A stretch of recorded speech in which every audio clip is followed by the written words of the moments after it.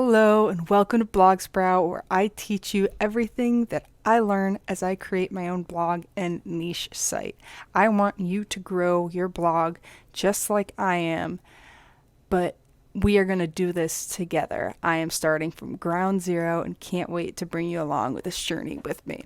So welcome to the month one case study for my niche site and blog. So this is concluding the month of January 2022. I basically started this at the beginning of 2022, so I will make one of these posts every month throughout the year. So, my story. This is actually my second blog. I did start a blog previously, but it didn't quite take off. I didn't give it the time it needed, and I didn't really see a future in it. It was very competitive and oversaturated niche, and I just became impatient. So after I started this blog, I pursued this second niche, which is the one we are going to discuss. So at this point, I already had a theme, I had hosting, I had keyword research tools, and that just made it that much easier to get this blog started. So my previous expenses included Hostinger, which is my hosting platform, Tailwind, which is an automated publishing system for both Pinterest and Instagram, Ubersuggest, which is Neil Patel's keyword research tool, and I did order some Fiverr products, which I have not used since they are on my old site. So what did I use to actually start the site? Everyone needs hosting, and I was able to get a really good deal on premium shared hosting that took me through the next 4 years for just about $115. I also bought Ubersuggest, which is my keyword research tool, and I ended up only paying $99 for a lifetime license. I bought a Rehub theme, which can be found on the Envato marketplace, and I also use Ezoic for monetizing through ads. All of the links to those will be in the description. So what is this niche? Unfortunately, I don't want to disclose the niche. I want to leave it private because I want to keep these results as genuine as possible. As much as I want to share with you the work I've been doing, I just can't rely on traffic coming in from you that are watching these videos. But what I can tell you is that it's a very male-dominated niche. It has both evergreen and time-sensitive content, and the target audience is very large. So unlike some of the niche sites where you get down to the nitty-gritty, this actually applies to a very large audience. And I believe, based on my initial results, that this is going to help me in the long run. So what will we cover in this video? I'm first going to go over the quote major milestones in my first month, show you which kinds of articles and how many articles I've posted, go through my page views, go through my search results through both Bing and Google, report to you my income, my expenses, and then review everything I've learned in the first month and what goals I have for next month. So let's get into those milestones. So I bought my domain in November 27, 2021. It was a brand new domain, never had been listed. I did actually post my first article in December 2022, so there is some time prior to January 1st where I started, but for the sake of simplicity, this month is going to cover January 1st to the end of January, because it took me a while to even get indexed by Google. So I did actually make my first dollar this month. That was a huge milestone. I did not make that much in 2 months or 3 months in my last blog. I also applied and implemented Ezoic, which for me was huge. You may hear some people have mixed reviews about adding ads early on, but honestly, I can have zero complaints about doing so because it has allowed me to monetize early and keep me motivated. And I have also partnered with Amazon Associates, and I got 9 clicks throughout the entire month. So I'm excited about that. So what kind of articles did I post, and how many? I posted a total of 27 articles. These were mostly around 1,500 words. I had a few that were as low as 1,000 and some as large as 2,500. I did not have any articles here that were the ultimate guide that were 4,000 or up to 10,000 words. That is not really fitting to my niche. So let's go into page views. What did I get in this first month? So Google Analytics showed very few page views through the entire month of January. I had one spike here, which I believe was due to me visiting the page many a times, because this is when I implemented Ezoic, so I had to keep looking back at the page to see what was going on, and then it shot right back down. So what were these totals? I had just under 300 users, 337 sessions, and 490 page views. What I'd like to see in this summary is that the average session duration was almost a minute. So this means that this traffic, these page views, these users were likely real people. If this average session duration was 5 seconds, 10 seconds, most likely I would think the traffic is due to bots or some falsified traffic. But having a session duration of about 1 minute means that I have people actually visiting my site. So what I'd like to see here is pages per session. I almost have half of the people visiting my site visiting more than one page, and that's great. I would love to continue to get that number up. Currently, with only 27 articles, I don't have a ton of interlinking webs in the sense of developing any kind of funnel to get users to my page and then to another page. So that's something that's going to continue to grow. The nature of my blog, however, will lend itself to having a fairly high bounce rate because the information is very much a grab and go type niche. But I do hope that in the future I can get creative and find ways to keep people on my pages more. So let's look into the search results for the first month. So I touched upon this earlier that Google really struggled to index my site. So what you can see here is the Google Search Console results from essentially when I first posted my article. It wasn't until about maybe the 9th of January that Google decided that it wanted to give my content a go. I've seen some people wait months to get to this point, but honestly, on my first blog, it only took a few days, even for my brand new site. So this was concerning and really worrisome when I first got into this blog. When I went 2 weeks without Google even crawling my site, I got very nervous. So one thing to note, if you aren't familiar already, is there is a difference between crawling and indexing. Indexing means that Google has actually decided to include your results in search. If it is crawled, that means it has discovered and been able to view your content. And it took me a while to get Google to even crawl.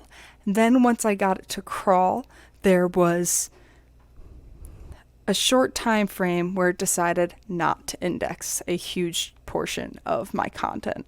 So I actually was able to use the Rank Math instant indexing tool. That's what I discovered at the beginning of January to boost my content. Apparently there is some controversy over whether or not this should be used for this type of case, but it got my site up and running. I don't use it anymore. It just simply helped Google Search Console to discover my site. So I had a whopping 5 clicks from Google Search Console, but something I'm pretty impressed with is that even with an average position of 50, so being pretty much on the 5th page and over, I still got 2.3 30,000 impressions. So this is something I'll have to keep an eye out on. It appears that the things I targeted do have quite a high search volume. So what does Bing Webmaster Tools show? As with most people, I assume, Bing has a lower barrier to entry.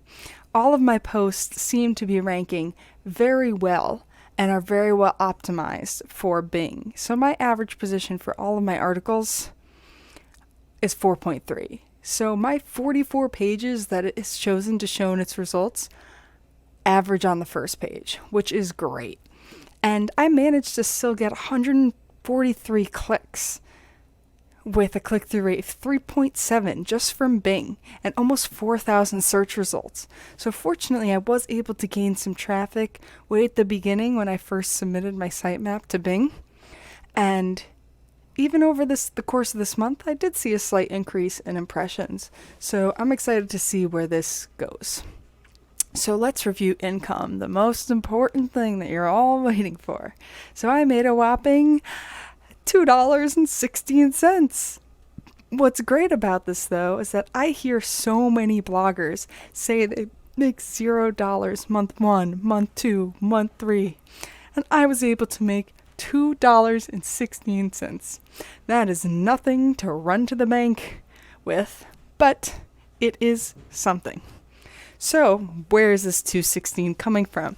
So I first started with Google AdSense. Before January 11th, I was able to put Google ads on my site. I used the auto ads from Google, and it made me a whopping 40 cents, which really isn't that bad for just a couple weeks.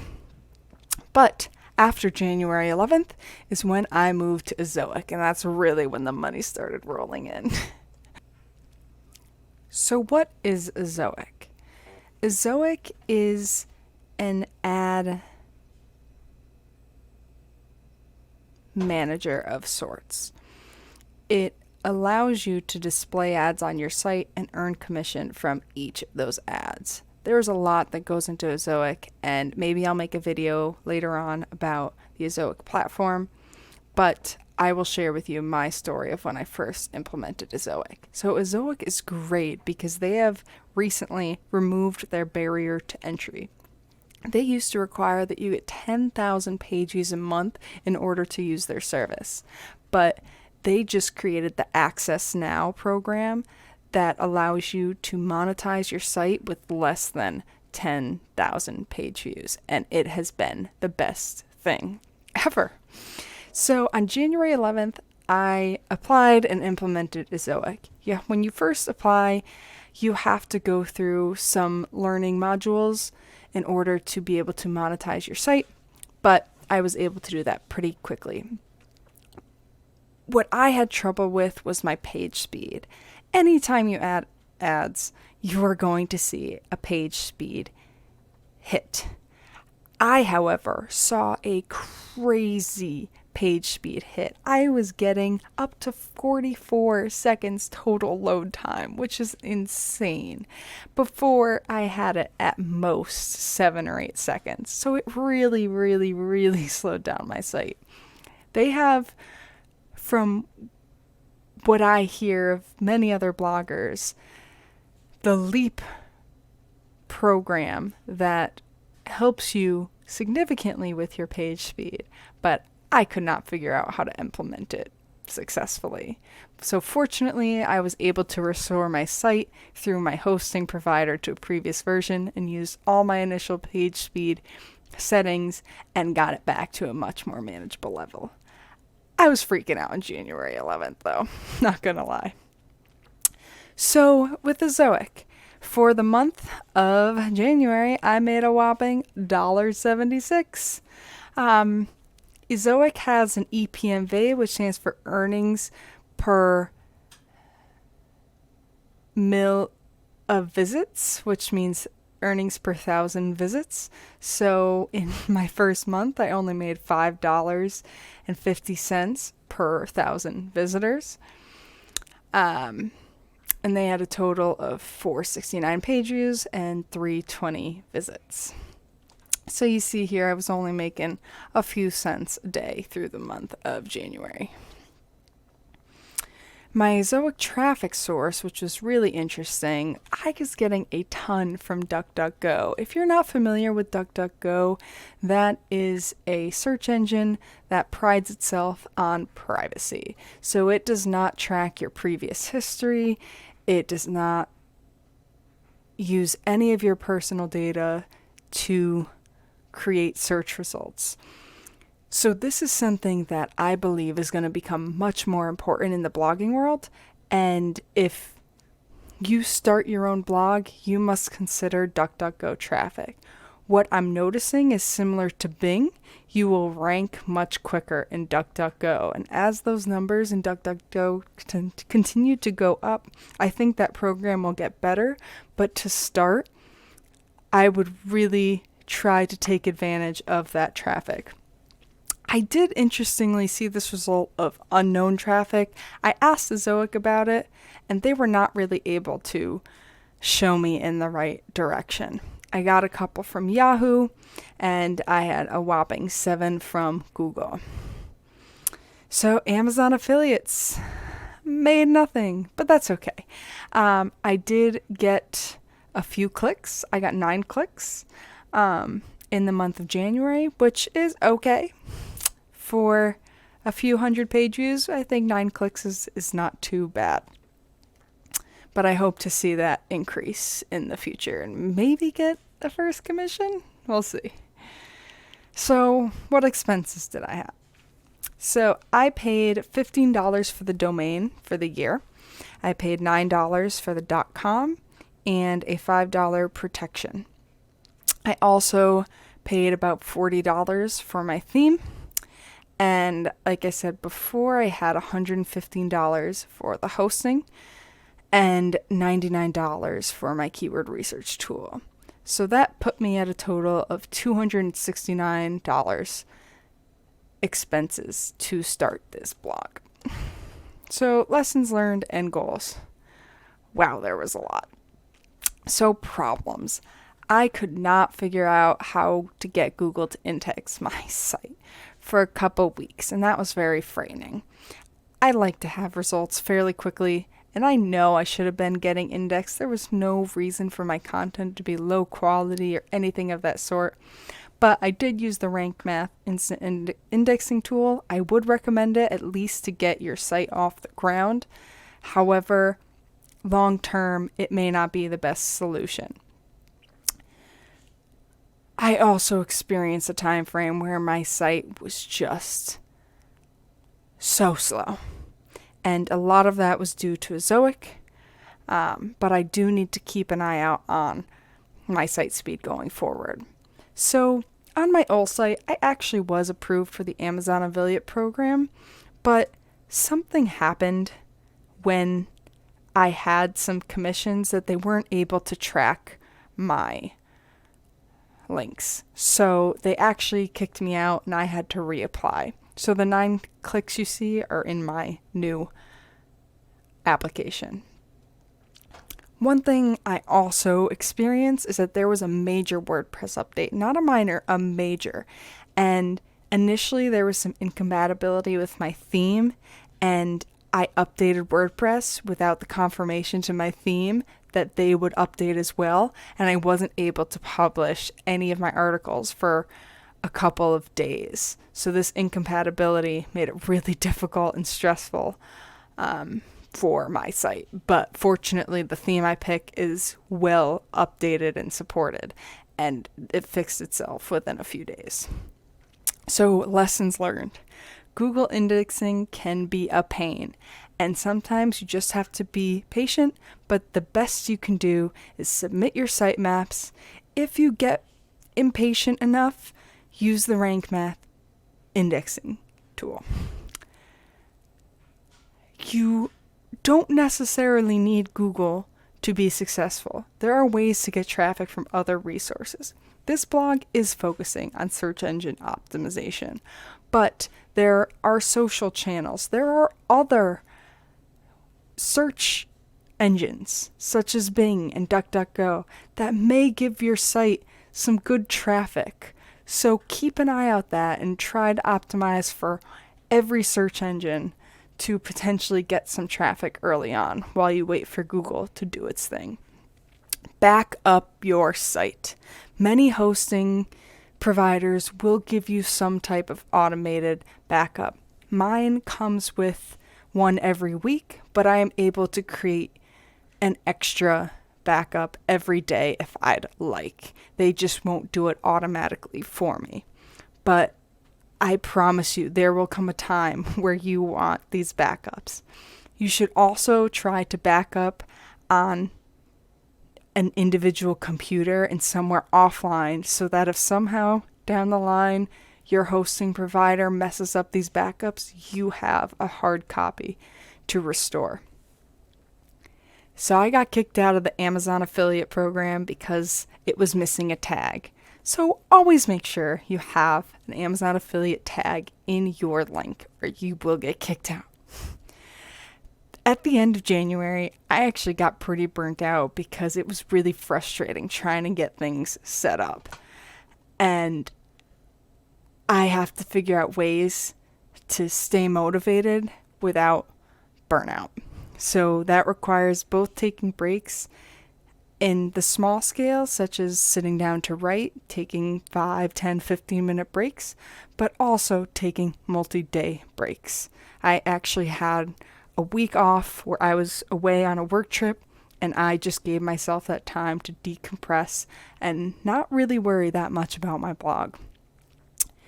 If you are looking to start a blog, be very conscious of the financial decisions you make early on.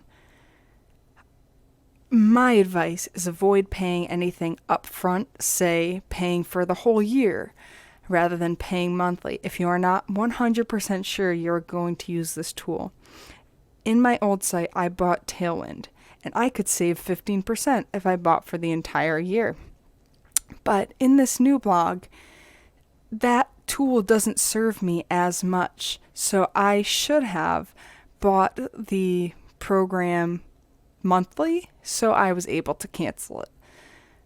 And I would definitely suggest anytime you have that option to start monthly and try to upgrade later so that you give yourself that time to really see if this tool or blogging in general is really for you. I also removed Google fonts. This was something that was really causing a hit on site speed, and I saw quite a bit of improvement. So try to find a theme that allows you to remove Google fonts, and I promise you it'll really, really help. So what are my goals for month 2? I want to get at least one day where I'm making over $1 a day. I want to reach 1,000 page views in the month, and I want to make my first affiliate sale. So when I report my month 2, I hope to have all 3 of these checked off. But what are my big watchouts? I have been putting up some pages, and they have been crawled but not indexed. And I need to make sure that Google over the long term does not decide to not index my content. Granted, I don't have much control over that, but if this continues to be a problem, I will need to adjust my approach to creating these articles. I also have found out that page speed is sometimes just slowed down by your host. Many people, including myself, will start with a shared hosting platform. And what this does is have a shared system that multiple people are using, so it is hindered by the number of other users accessing the site. So I need to keep an eye out on the performance of the page speed with the shared hosting. I do believe that down the line, I'm going to move at least to cloud hosting, which has designated resources for my site, and then potentially, if this grows really big, into a VPN. But that's something I don't quite understand and will see it when I get there. So here I made $216 in revenue for month 1 of January 2022, total of $269 in expenses, netting $266.84 negative.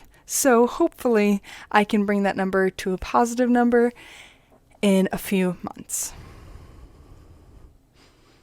So that's all I have on month 1. There was a lot that I learned. There's a lot that I still need to learn, but I can't wait to take you on the rest of this journey to help you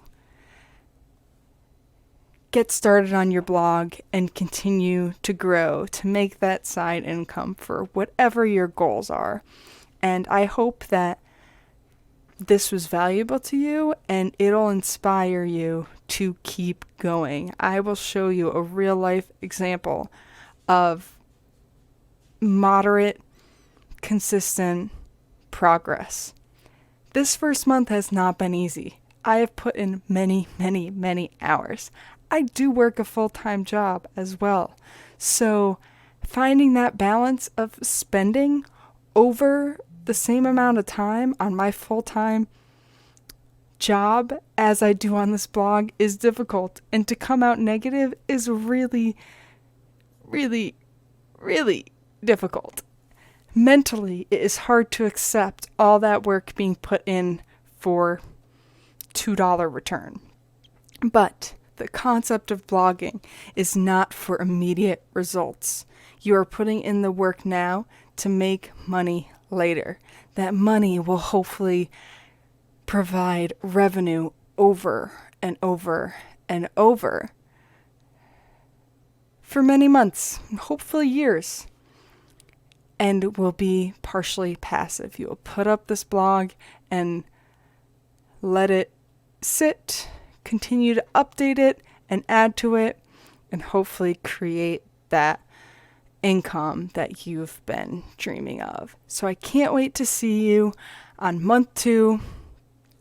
And again, if you're looking to start your own blog, don't forget to click the links for hosting, a theme, keyword research, and you can get started on your blog today. And you should, because I am so excited for where this is going to go. So thanks for tuning in on this Blog Sprout Month 1 Niche Site Case Study Review, and I'll see you next time.